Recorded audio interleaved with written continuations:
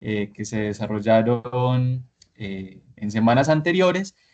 Y hoy, pues, tendremos la cátedra abierta, la esclavatura del Estado paraguayo en el siglo XIX.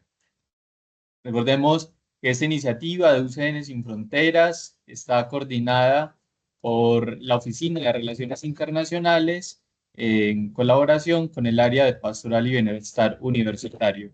Por eso acá también nos acompaña Omar, que estará también dinamizando el encuentro. Y bueno, es un honor para nosotros presentarles al ponente internacional, al doctor Daniel Torres. Él es magíster, historiador, docente e investigador paraguayo. Es licenciado en Historia por la Universidad Nacional de Asunción, licenciado en Lengua Inglesa por el Instituto Superior de Lenguas, especialista en Didáctica Universitaria y magíster en Ciencias Sociales por la Facultad Latinoamericana de Ciencias Sociales. Actualmente se desempeña como docente en la Universidad Católica de Asunción en áreas como historia económica y social latinoamericana, psicología y redacción científica. Además, conduce el programa Una historia, varios relatos en Radio Cáritas, espacio dedicado a la historia social del Paraguay. Muy bien, Aldo, bienvenido a este espacio. Bienvenido también a la Católica del Norte. Muchas gracias por aceptar la invitación. Muy buenas noches, gracias a ustedes por la invitación. Un saludo cordial a todos y todas quienes están en la reunión aquí a distancia. Saludos desde Paraguay. Gracias por la presentación. Por supuesto a la Universidad Católica del Norte. Entonces voy a dar una pequeña ponencia acerca de este tema que estuvimos coordinando con Omar Álvarez. Ya hubo una fecha anterior que teníamos que haber, la que teníamos que haber desarrollado esto, pero por cuestiones técnicas y de cambios de horario no pudimos hacerlo, entonces hoy lo vamos a hacer con mucho gusto. Realmente es un privilegio, un gusto también conectarse con Colombia, en este caso con la UCN, para un tema en el que yo he estado trabajando en los últimos años, sobre todo a partir desde el 2017 más o menos, que empecé a investigar un poco acerca de la esclavitud afrodescendiente en el Paraguay. Yo empecé a estudiar eso porque en mi carrera de grado, mi formación de grado, prácticamente no hablamos de la esclavitud afrodescendiente en el Paraguay. Entonces a mí me interesó mucho eso como un campo de investigación y lo he estado haciendo durante algunos años. Es un tema poco abordado en la historiografía paraguaya, si bien se ha hecho. Y específicamente hoy me quería centrar en lo que tiene que ver con una institución bastante particular, que fue lo que se denominó aquí la esclavatura del Estado paraguayo durante el siglo XIX, como dice el título. Lo que voy a hacer básicamente es repasar algunas fuentes primarias que obran en el Archivo Nacional de Asunción, cuyo acervo está en gran parte ya digitalizado. Hoy se puede acceder a través de la página del Archivo Nacional de Asunción. Ahí se pueden leer las distintas colecciones del acervo de este archivo, que es el más antiguo del Río de la Plata. Entonces voy a ir presentando estas fuentes primarias y comentarlas, leerlas y comentarlas un poco. Vamos a centrarnos entonces en el siglo XIX, sobre todo en la época independiente del Paraguay, en los gobiernos de la dictadura del doctor José Gaspar de Francia y Carlos Antonio López sobre todo. Estos gobiernos abarcan más o menos la dictadura de Francia desde 1814 hasta 1840, del doctor Francia, y luego hay un segundo consulado de Carlos Antonio López con Mariano Roque Alonso, que va a ir hasta 1844, y del 44 al 62, que es la muerte de Carlos Antonio López, está fue la presidencia de Carlos Antonio López en el Paraguay. Por todos esos dos periodos, creo que hay algún documento también del 63, ya cuando estaba como presidente el hijo de Carlos Antonio López, Francisco Solano López. Entonces, básicamente eso. Eh, la esclavitud, por supuesto, para dar algunas cuestiones generales, era una institución legal.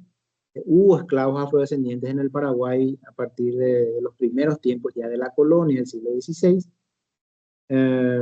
Era una institución que implicaba, por supuesto, una discriminación en todos los sentidos, social, cultural, económica, racial. Es- Su transmisión, por llamarlo de alguna manera, era vía línea materna. Si la madre era esclava, los hijos adquirían esa condición y ese estatus jurídico de esclavos o esclavizados por ser hijos de esclavos. Por supuesto, la institución de la esclavitud en el Paraguay continuó durante, los siglos XVII, XVIII, XIX. Va a ser abolida recién formalmente en el año 1870, con la constitución de ese año, que declara abolida la institución de la esclavitud en el Paraguay.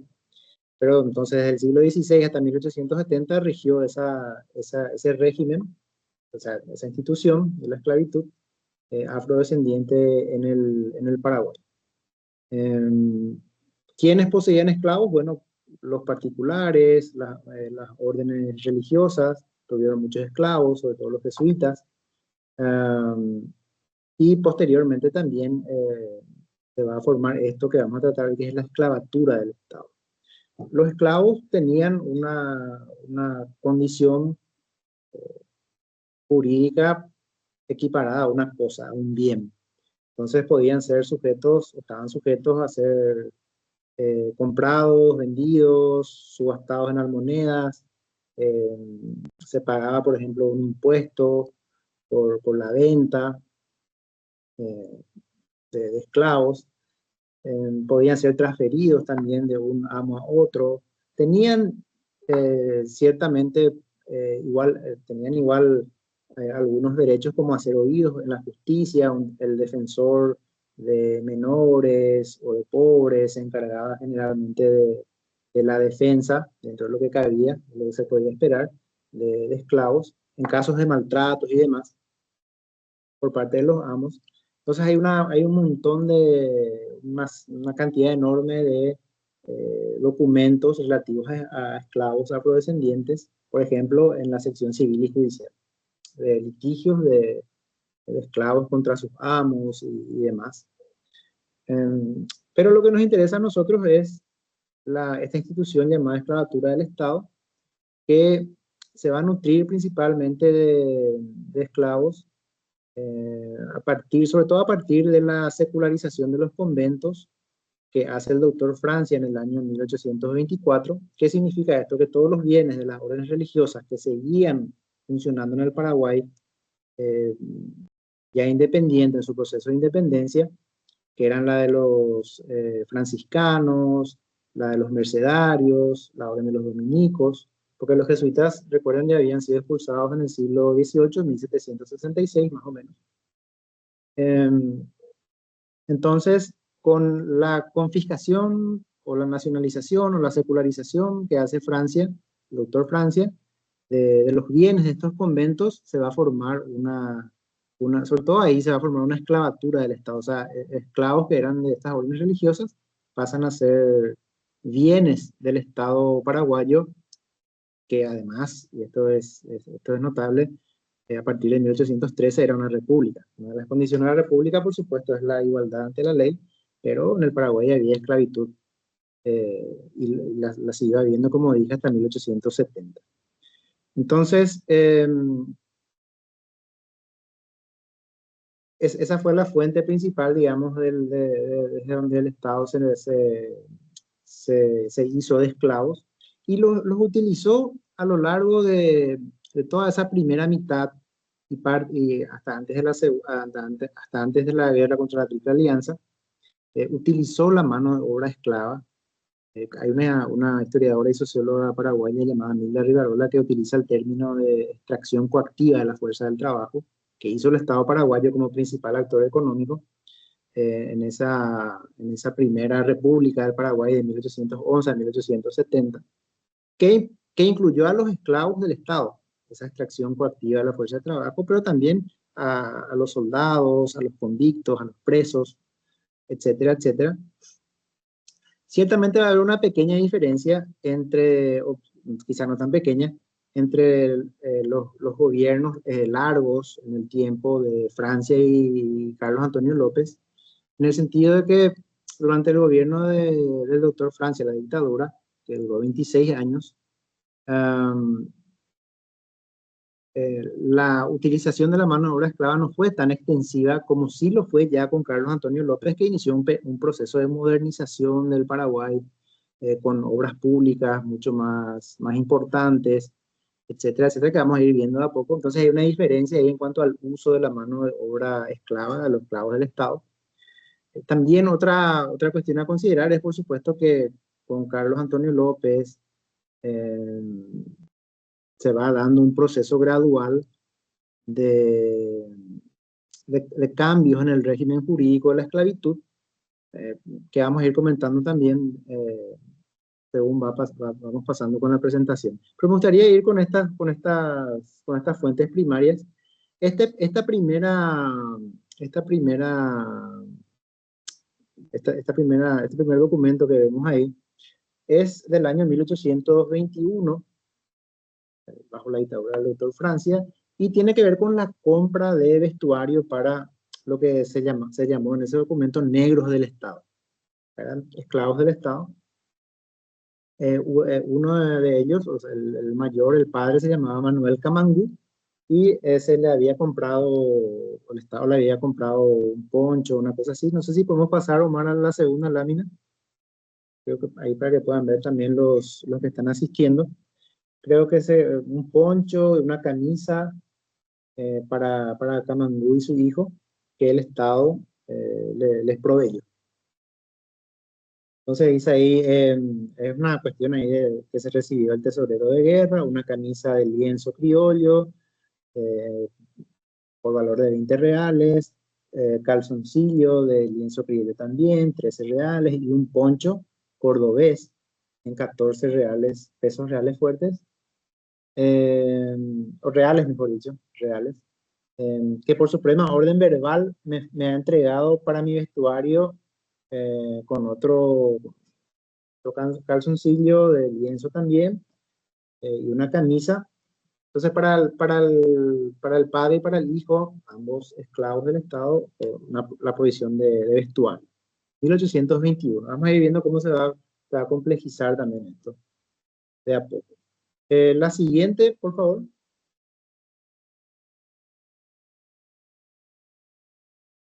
La siguiente es del año 1836. Todavía estamos en la dictadura de Francia. Y fíjense el encabezado del documento. Dice: nómina de la familia esclava y libre perteneciente al Estado, que corre a cargo del que firma la nota, un tal Portillo, y que consta, dice, o sea, hay una distinción en la nómina de adultos, párvulos, de ambos sexos. Entonces es una nómina de esclavos del Estado que hace este funcionario, Manuel Portillo. Fíjense, están los nombres ahí, no hay apellidos, hay solamente nombres. Por ejemplo, el primer subtítulo dice esclavos adultos de la estancia de Tacurutí, supongo que es.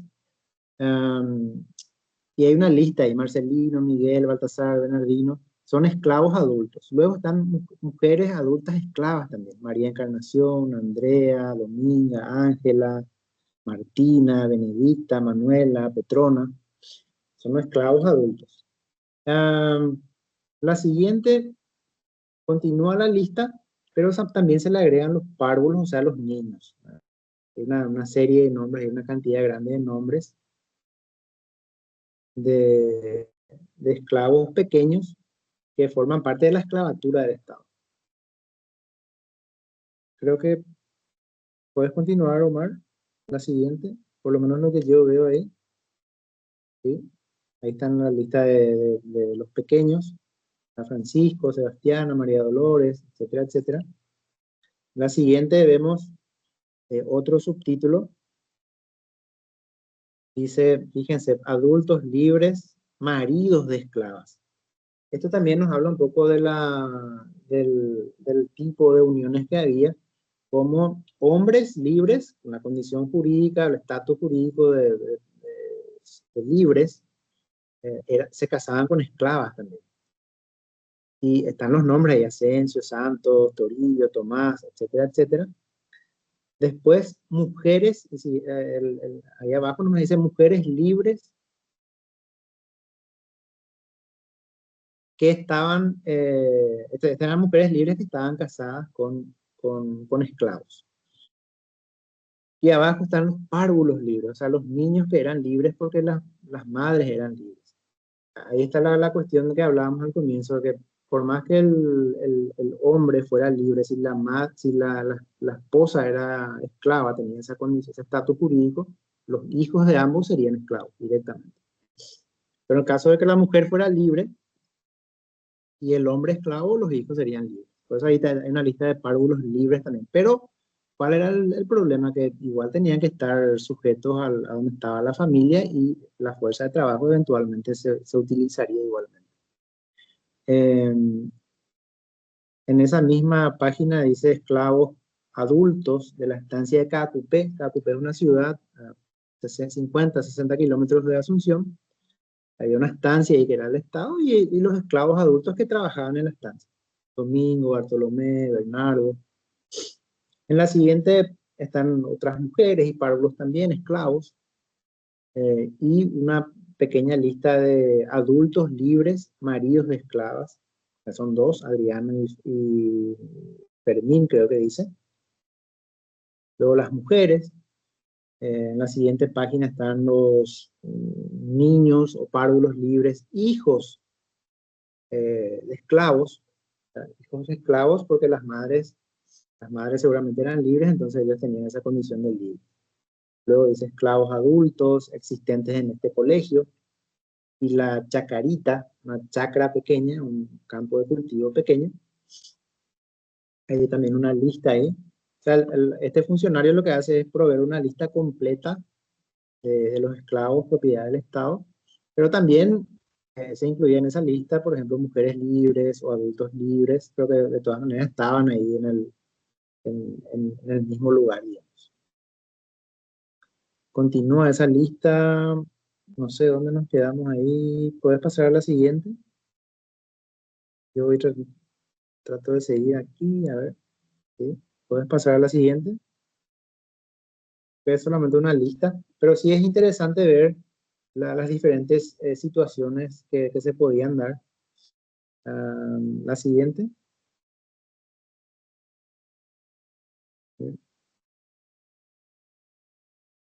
Dice, por ejemplo, adultos libres, maridos de esclavas. Esto implicaba que, pues, como dijimos, los hijos serían esclavos. Hay algunos adultos ahí, Leandro, Félix, Juan Ventura. Y luego hay una especie de resumen, según la precedente nómina, dice existe en la estancia de Tacurutí 57 esclavos de ambos sexos, entre adultos y párvulos. En Cacupé, 27 de ambos sexos, entre adultos y párvulos. Pues en la siguiente página dice, en el colegio existe 66 esclavos entre adultos y párvulos, con inclusión de los de la chacarita. Eh, dice que juntas las tres partidas asciende al número de 151 esclavos. Esa es la siguiente, Yomer. Dice, y sigue la nota de los libres que suman 17, los de Tacurutí, los de Cacupé 28, números, ¿sí? Entonces hay una especie de resumen ahí, pero en total el número de personas que estaban bajo cargo de este funcionario Portillo eran 200, la mayoría de ellos esclavos, entre adultos, hombres y mujeres y niños. Esto entonces está fechado el 20 de junio de 1836 en la ciudad de Paraguarí, que está más o menos a 90 kilómetros de Asunción. La siguiente, Omar,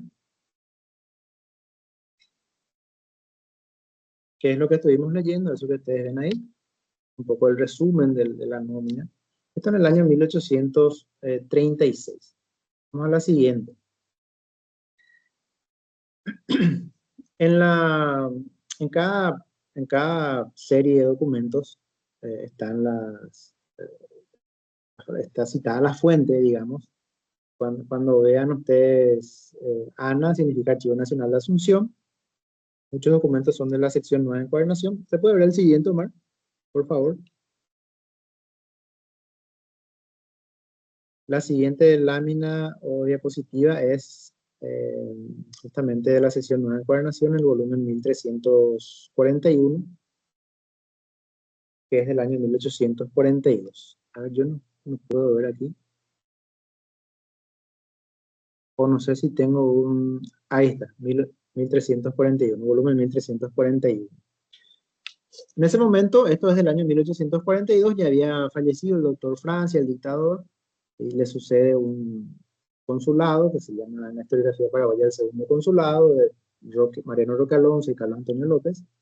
Y aquí los cónsules dicen que el funcionario Orue redacta que de orden verbal de los señores cónsules de la República he entregado al juez comisionado de la Recoleta en Asunción, fulano de tal, 2 camisas de lienzo americano liso, 2 camisetas de picote blanco, 2 calzoncillos de lienzo abramantado, 2 ponchos cordobeses y 2 cuchillos, uno de cabo blanco y otro de aspa de ciervo, para los esclavos del Estado Melchor Ramírez y José Dolores Díaz, que han sido de Santo Domingo y están destinados a la fábrica de ladrillos de Ibiray.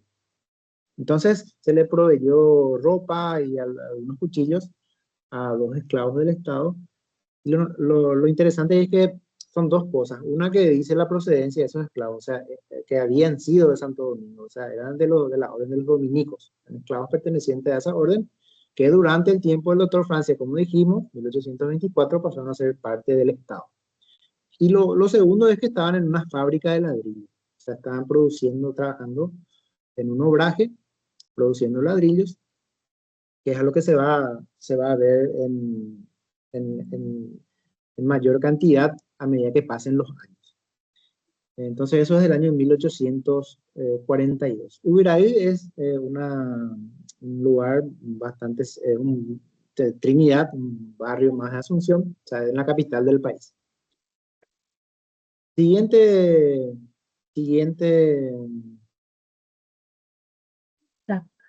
documento. Esto, fíjense, esto ya es muy bien en el interior del Paraguay, en la ciudad de Mbuyapell, viene el guaraní, Mbuyapell. Dice el documento del capataz Morínigo de la estancia del estado de Mbuyapell ha puesto presente que por muerte de la esclava que tenía allí de cocinera, hará falta otra para el mismo fin. En su virtud determinará usted que se traslade a dicha estancia alguna esclava de las familias de Tabapú, que es otra ciudad del interior del Paraguay, que era una estancia ya de una de las órdenes religiosas antiguamente, que tenía una gran concentración, una gran cantidad de esclavos. Tabapú. Dice que se elija una esclava de ahí que sea a propósito para el efecto indicado con la prevención de que siendo soltera no conviene que sea moza, o sea, no muy joven, y siendo casada que sea destinada con su marido, siempre que sus hijos no pasen de 2 o 3 que podrán servir en la misma estancia. O sea, un uso completo de la familia en caso de que tuviera hijos pequeños, igual tenían que trabajar en la estancia. Y lo firman los 2 cónsules. O sea, había muerto una cocinera esclava en una estancia del Estado y se tenía que sacar otro personal, digamos, de la estancia del Estado de Tabapú para enviarlo a Mbuyapell.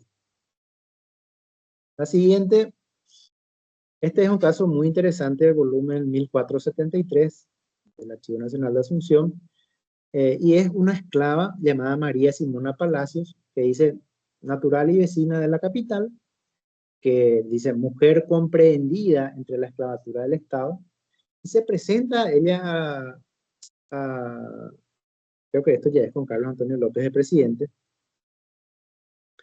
Dice, yo había pertenecido al convento de Santo Domingo, la orden de los dominicos, soy esclava del Estado, y lo que pretendo es, dice, obtener la libertad de dos hijos míos, llamados José Cecilio y María Balbina, de edad de 13 años el primero y de 12 la segunda, comprendidos en la misma esclavatura del Estado.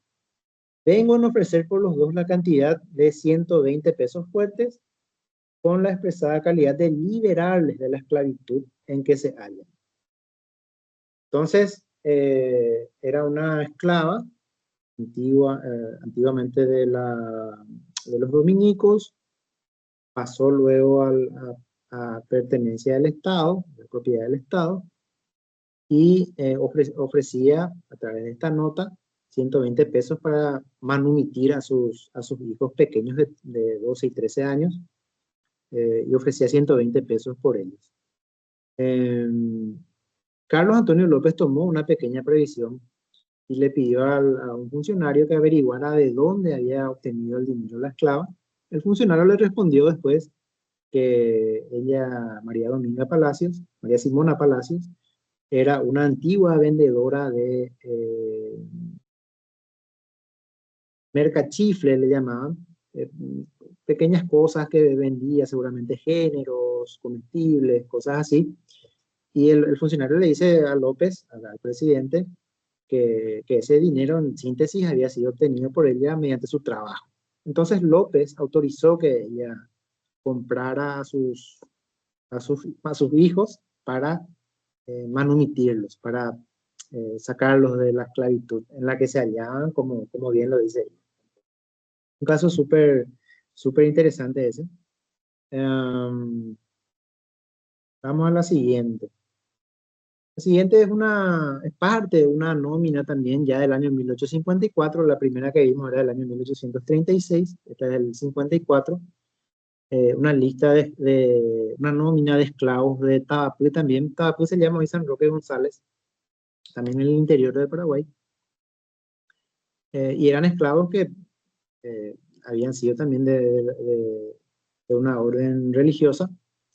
Entonces, hay una lista extensa y creo que, si mal no recuerdo, había en ese momento 691 esclavos en nómina.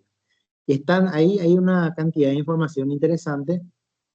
Sobre todo yo, en aquel momento cuando tomé este documento, me fijé un poco en las edades y había niños de 4 años, 1 año, adultos de 37, 43, 47, 31, adolescentes de 16, 12, qué sé yo. Pero me fijé también en que había gente de mucha edad. Por ejemplo, Francisco Campiño, 86 años.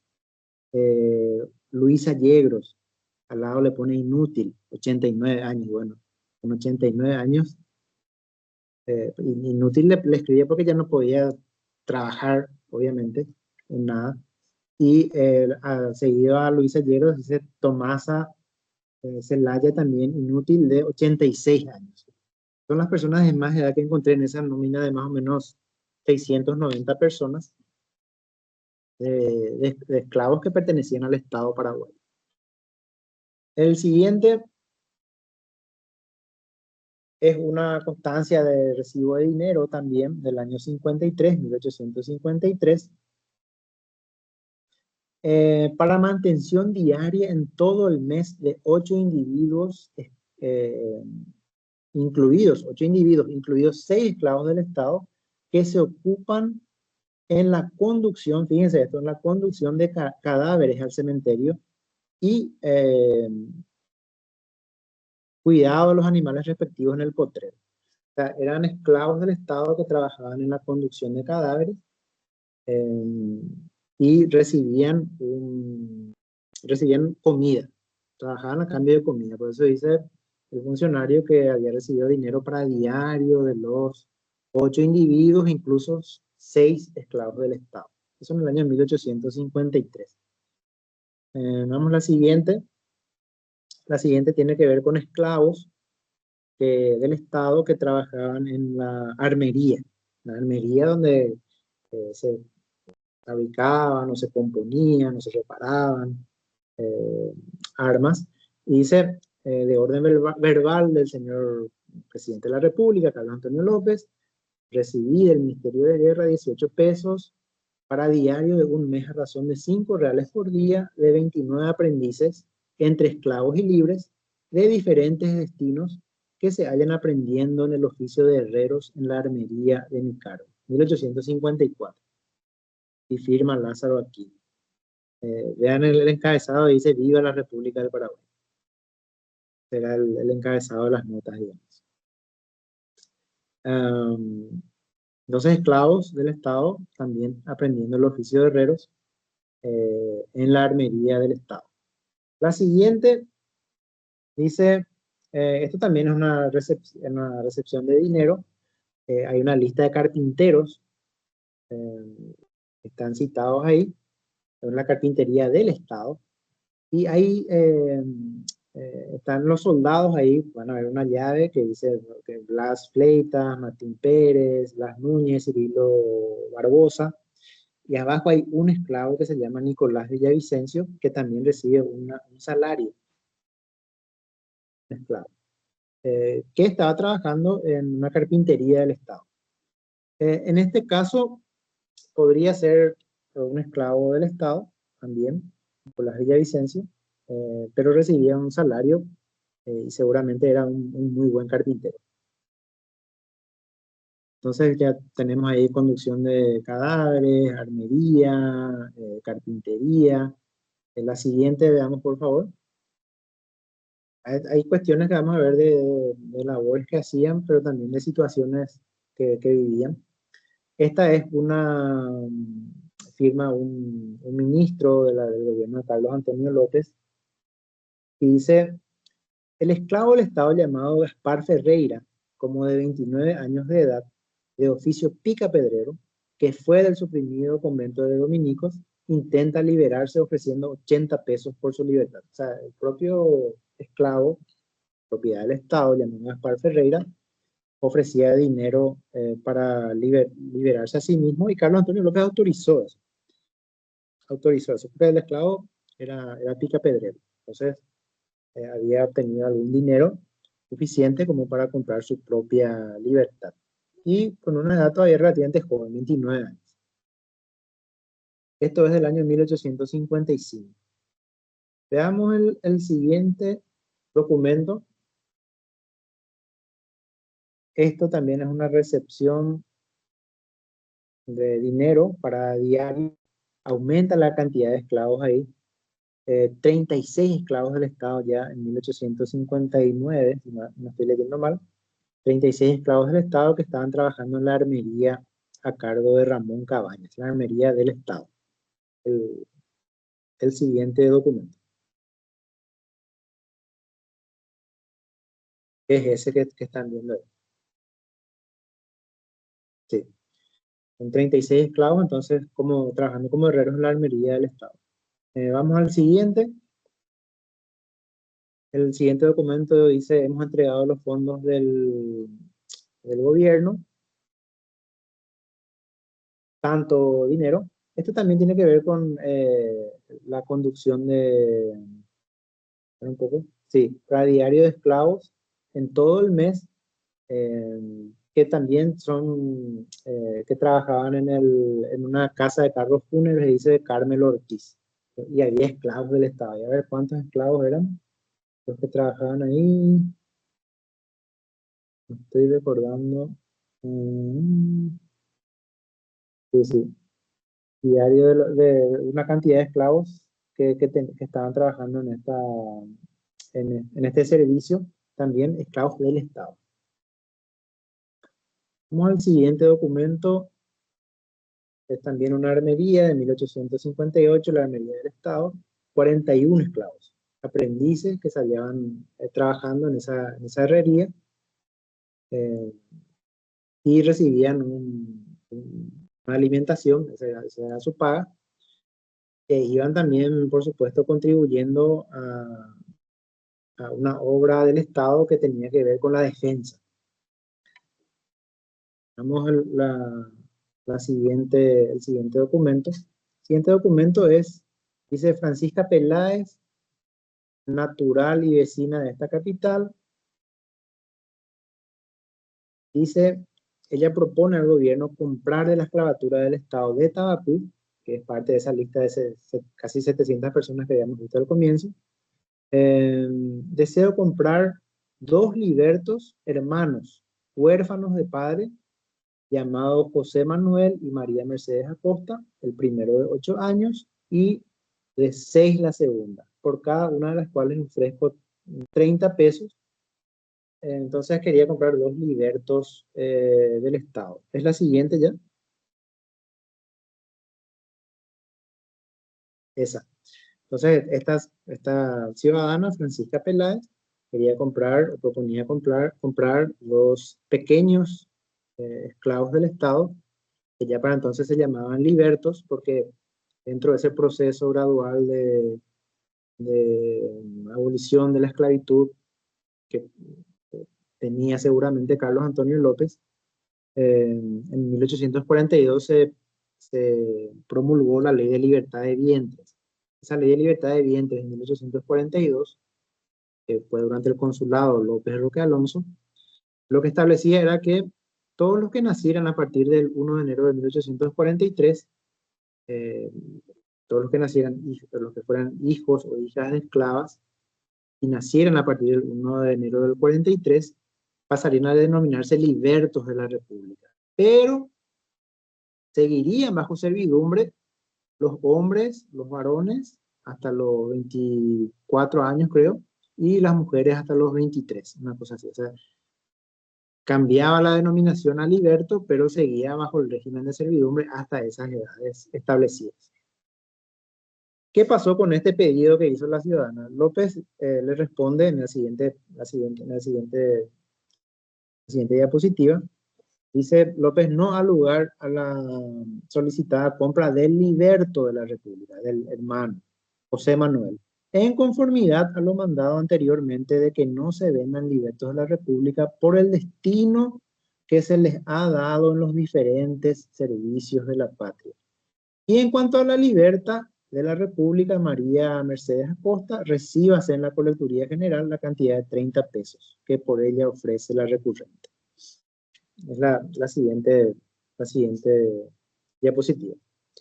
López ahí dice, no, puedes comprar a la niña, pero no al niño, esclavo del Estado, aunque se llame liberto, se lleva bajo servidumbre, porque se le va a dar algún destino, algún uso dentro de ese proceso de lo que se denomina, como dijimos, esa explotación de la fuerza de trabajo, la mano de obra esclava. La siguiente ya. Y la siguiente.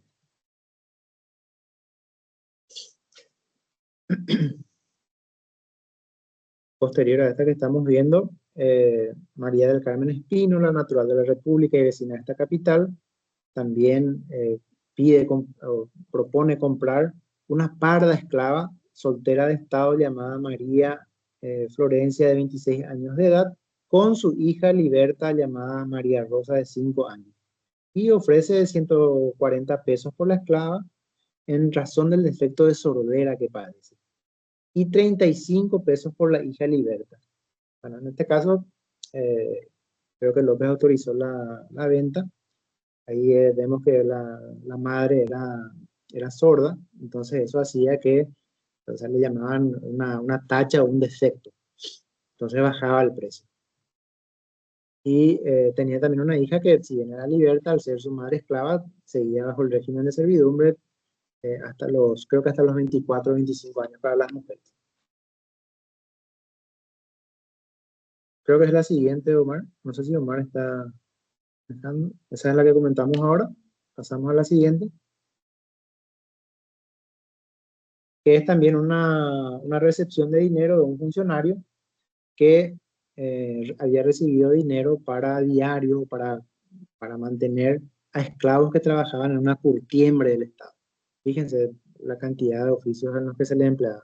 Obraje para producir ladrillos, armería, conducción de cadáveres, curtiembre, vamos a encontrar sastres más adelante también. En este caso, en este documento, lo que es el siguiente, son trabajadores de una curtiembre del Estado del Arroyo San Miguel. Esto es del año 1861.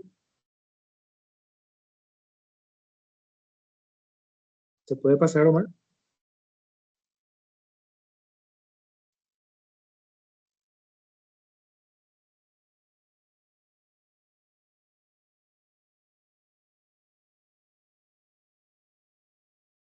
Creo que se quedó ahí en el documento anterior. Sí, ese es el que comentamos ahora, de la curtiembre. Podemos pasar. Había también trabajadores del Estado ahí. Esta es del año 64 ya. Esto ya es con Francisco Solano López. Estamos a punto ya de la guerra contra la Triple Alianza, el inicio.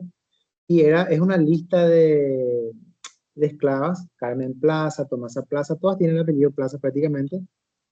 Francisca Samaniego y Tecla Rodríguez, otras dos. Son 7 esclavas del Estado, dicen. Lavanderas de los vapores nacionales, a quienes se distribuye mensualmente a 6 pesos plata, 10 varas de bramante, se le pagan también con tela, etcétera, etcétera.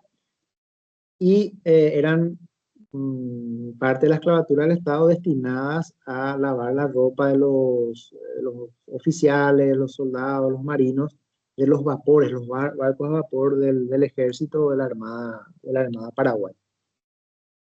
Entonces, otra ocupación en la que se les utilizaba.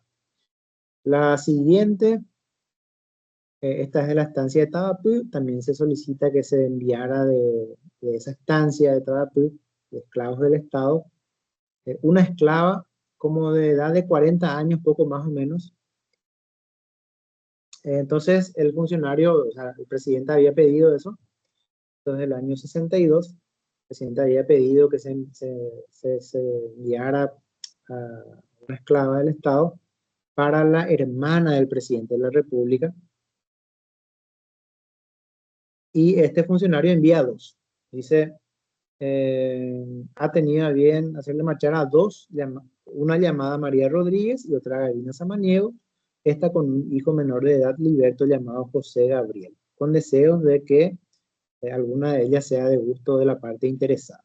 A mi entender son de buena calidad, dice el funcionario, y les envía con un sargento urbano, fulano de tal.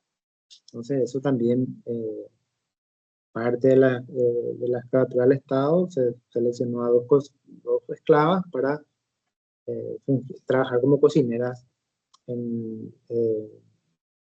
a consideración de la hermana del presidente. Siguiente, estos son sastres, esclavos del Estado que trabajaban como sastres, año 1863, también una recepción de dinero para alimentarlos, y al ser sastres, parte del Estado, en lo que trabajaban eran, por supuesto, en la confección de uniformes para el ejército sobre todo. Una parte de esa modernización que dijimos con Carlos Antonio López, que tuvo que ver también con cuestiones de defensa. Y por supuesto, eso implica un uso de mano de obra extensivo en las diferentes funciones, muchas de las cuales estuvimos viendo ahora. Entonces, en este caso, sastre. La siguiente, vamos a ver qué seleccioné ahí. Tiene que ver también con una armería, esclavos del Estado, aprendices libres y otros que eran esclavos del Estado, por supuesto, recepción de dinero también. La siguiente es de una población del Pilcomayo, dicen aquí en el Chaco paraguayo, y hay una lista de militares, de esclavos del Estado, de peones y presos. Esto en cuanto a ese uso de la mano de obra extensivo que se hizo por parte del Estado paraguayo, esto es del año 64, y es la provisión de ropa, ¿verdad? Que creo que dice camisas, calzoncillos, pantalones y ponchos para militares, son soldados, esclavos del Estado y peones y presos. Es la siguiente.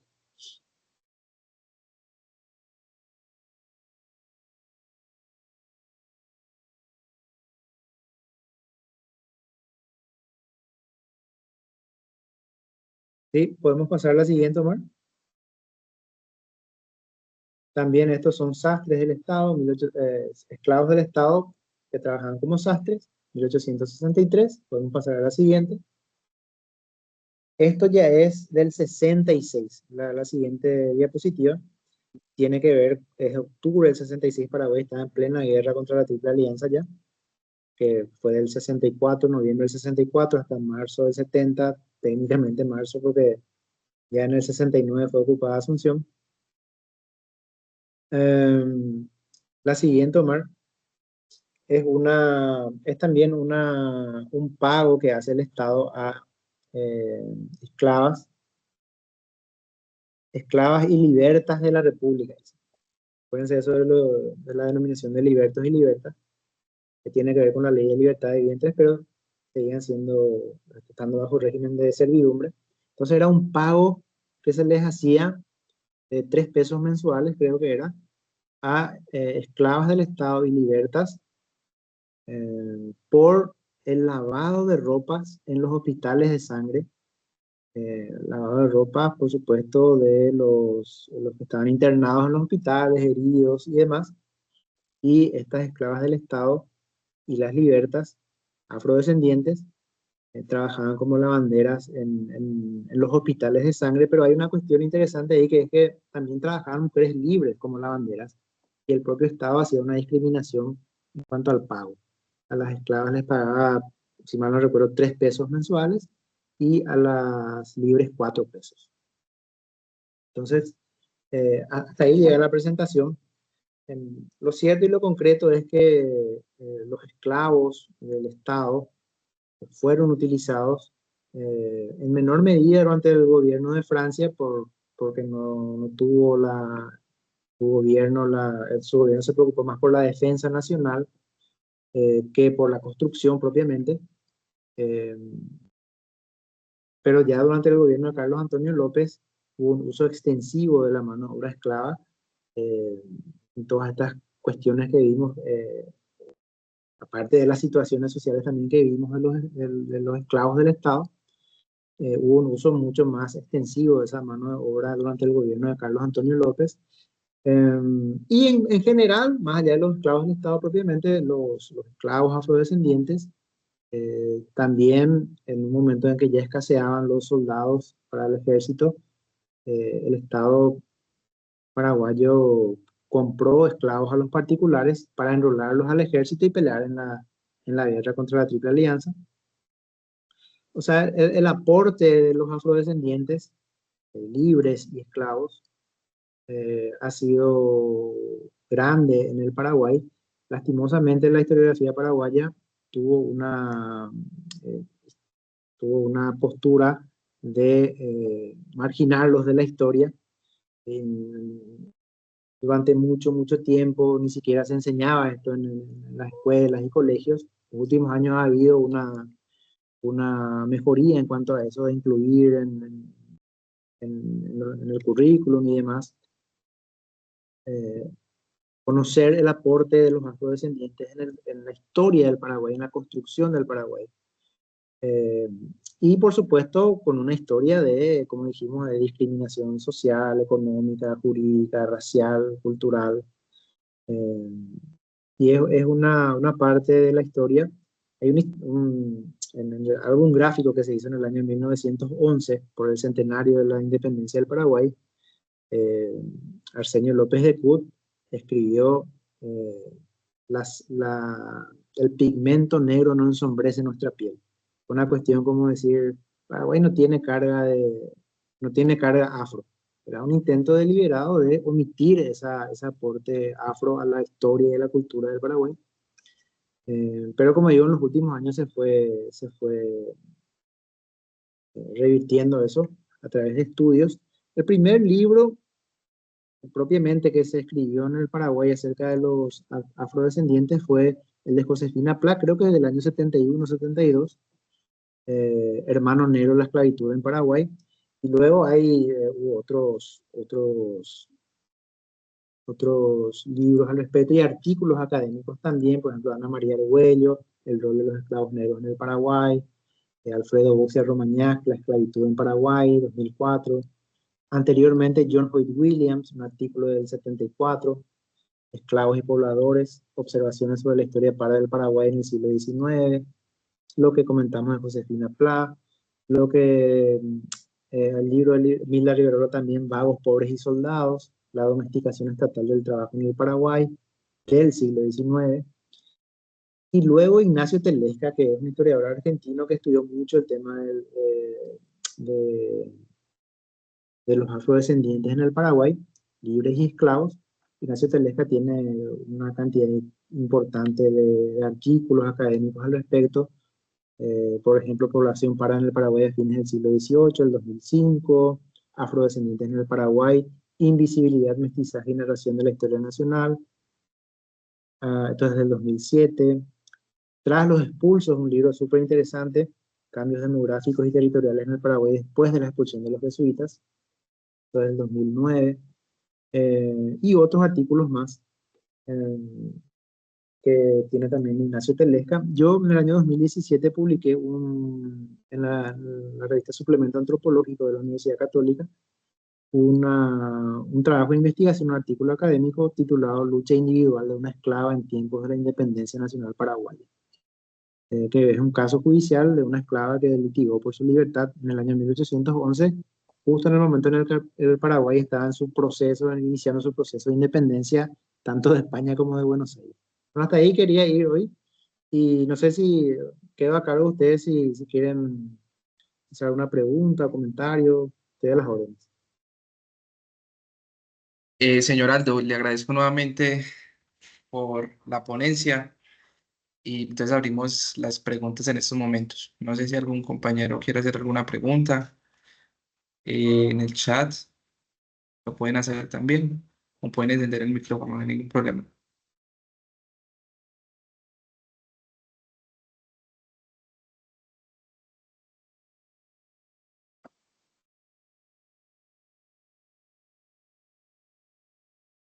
Bueno, aquí Sebastián nos está escribiendo. En comparación con otras regiones de Brasil, ¿qué particularidades económicas presentaba la esclavitud en Paraguay? ¿Era una economía más o menos dependiente de la esclavitud que, por ejemplo, Sao Paulo o Bahía? Nos dice Sebastián. No, claro que el Brasil tiene un contexto totalmente diferente por la- las dimensiones propiamente de Brasil y el propio sistema económico. En el Paraguay los esclavos afrodescendientes trabajaron, por ejemplo, como vimos ahí, en estancias del Estado, en obrajes, en distintas instituciones como dependencias del Estado como armerías, sastrerías, curtiembres. Y por supuesto los esclavos de particulares trabajaban en las casas o en las estancias de los propietarios, eh, pero en el Brasil por supuesto está mucho más ligado a la economía del azúcar, del café y demás. Es un contexto diferente, pero el régimen es el mismo, el origen es afro, pero cada uno con sus contextos particulares, ciertamente. Muchísimas gracias. No sé si alguien más tenga alguna pregunta. La, la idea era un poco ver lo de esta institución que para mí es tan particular, que es la esclavatura del Estado, y cómo se fue dando ese uso extensivo de la mano de obra esclava, sobre todo con Carlos Antonio López, porque con Francia no se hizo tanto eso. Es más, muchos esclavos durante la época de Francia tenían que ganarse su comida trabajando. Hay un caso, por ejemplo, de un esclavo llamado Juan, que era propiedad del Estado y trabajaba en una fonda, era cocinero. Y en un momento dado hay un pleito porque la mujer que le alquilaba una pieza, el Estado ni siquiera le proveía dónde vivir, le demanda porque no le había pagado el alquiler supuestamente.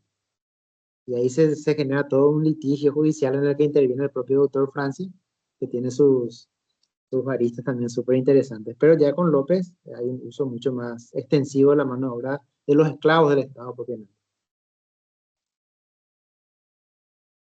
Ah, aquí Katy nos escribe.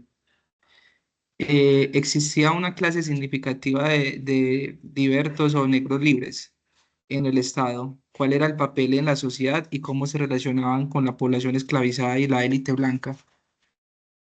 Fíjense, el tema, el término liberto, eso se toma de la antigua Roma inclusive, término liberto.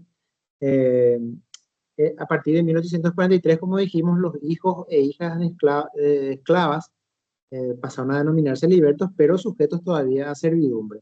Vimos también un caso ahí en el que un par de hermanos, hombre y mujer, niños, eh, una ciudadana quiso comprarlos y López dijo, puedes comprar a la hija, a la niña, pero no al niño, porque al niño lo vamos a usar para alguna tarea, seguramente en algún vapor, seguramente en alguna estancia, eh, o como en el servicio de correo, en alguna obra pública, etcétera, etcétera. Entonces, los libertos tenían esa condición todavía de servidumbre. En teoría, los nacidos en 1843 hacia 1868 serían totalmente libres, pero fue la casualidad de que para 1868 Paraguay está en plena guerra contra la Triple Alianza y ya para 1870 queda abolida la esclavitud. Pero sí, por supuesto, era una sociedad, esta del siglo XIX, que por más que estábamos organizados como república, y eso implica en teoría la igualdad ante la ley eh, y la condición de ciudadanos para todos, eso fue un proceso histórico que por supuesto relegó a los esclavos y a los libertos para más adelante en el tiempo. No sé si con eso respondo un poco la pregunta. Muchísimas gracias. No sé si algún compañero más tenga alguna pregunta, no sé si José quiere hacer alguna pregunta o alguien más.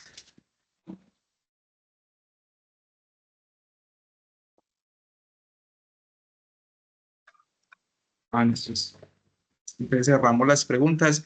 Profesor Aldo, nuevamente agradecerle por el espacio. Muchas gracias. De verdad que muchos estudiantes pues se acercaban a la oficina y nos escribían correos indicándonos que querían que pues reprogramar este espacio y por eso nuevamente lo contactamos. De verdad le agradecemos nuevamente por su disposición, que este sea como el punto de partida para que sigamos trabajando de manera conjunta entre instituciones, que la Católica Norte tiene las puertas abiertas para Paraguay y para usted. Muchas gracias, Omar, por la gestión y a la gente que pudo asistir. Estamos a las órdenes también en la Universidad Católica de Nuestra Señora de la Asunción, en Paraguay en general, para los amigos de Colombia, un Muchísimas pueblo al que gracias. nosotros apreciamos mucho también. De verdad, muchísimas gracias. Recordarle pues a los asistentes que si se perdieron algo o quieren repetir la ponencia, vamos a subir esta ponencia, la grabación a todas nuestras redes sociales y les agradecemos mucho por su asistencia. Espero que tengan una excelente noche. Muchísimas Muchas gracias, gracias. profesor. Hasta luego. Gracias. Luego, que estén muy bien.